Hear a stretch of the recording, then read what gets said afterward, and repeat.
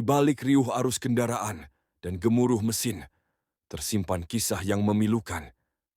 Di suatu malam yang kelam di Tol Brebes, sebuah tragedi menorehkan luka mendalam, meninggalkan tanya dan duka yang tak terperi. Ribuan harapan terhenti, ribuan nyawa terlelap dalam keheningan maut. Hari itu, waktu seolah berhenti, dan langit pun menangis bersama kita. Mari kita selami bersama bayang-bayang kegetiran, mengenang setiap detik yang mengubah hidup, dan memahami arti sesungguhnya dari kehilangan yang mencekam. Mudik adalah tradisi lebaran khas Indonesia. Di belahan bumi lain, khususnya di negara Islam dan negara Arab, tidak ada perayaan mudik. Mudik atau pergerakan manusia skala besar dari kota ke kampung halaman memang hanya terjadi di negara yang penduduknya terpusat di kota-kota besar untuk merantau. Saat ada perayaan keagamaan, maka mereka berbondong-bondong pulang ke kampung halaman.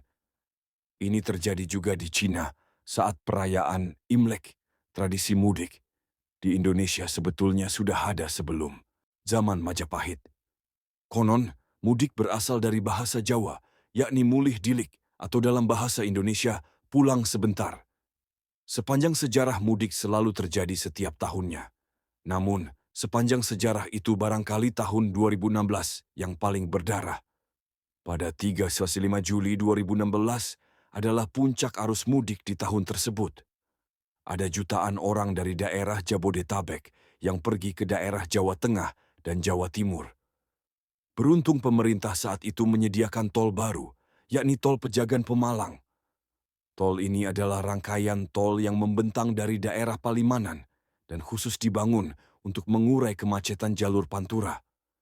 Sebagaimana namanya, jalan tol diprediksi akan bebas hambatan, sehingga menarik animo masyarakat, khususnya kendaraan roda 4, untuk melintasi tol Palimanan. Alhasil, di tanggal tersebut, jalan tol terpantau ramai. Hingga akhirnya, bencana pun tiba. Di ujung jalan tol yang belum tersambung itu, hanya ada satu pintu tol, yakni Brebes Timur, atau biasa disingkat Brexit. Jadi, semua kendaraan menumpuk di sana. Parahnya lagi, tak lama setelah pintu tol, ada persimpangan yang mempertempukan arus kendaraan yang datang dari arah Cirebon lewat Pantura. Alhasil, pertemuan dua arus itu menimbulkan kemacetan hebat. Jalan tak bisa menampung volume kendaraan.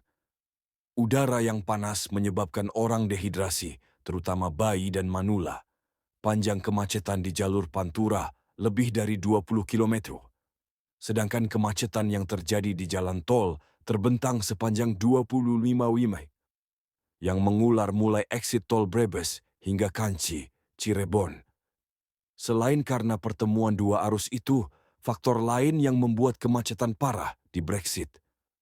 Ini adalah pihak kepolisian gagal mengantisipasi lonjakan volume kendaraan yang datang secara serentak pada arus mudik 2016. Alhasil, sepanjang jalur kemacetan itu banyak pengendara yang lelah. Mobil-mobil pun banyak yang mogok. Tercatat ada 17 orang tewas dalam kemacetan ini dan puluhan lainnya dirawat di rumah sakit. Penyebab korban meninggal dunia bermacam-macam, mulai akibat serangan jantung, keracunan karbon dioksida, hingga kelelahan. Setelah 2 hari 2 malam, kemacetan akhirnya terurai juga.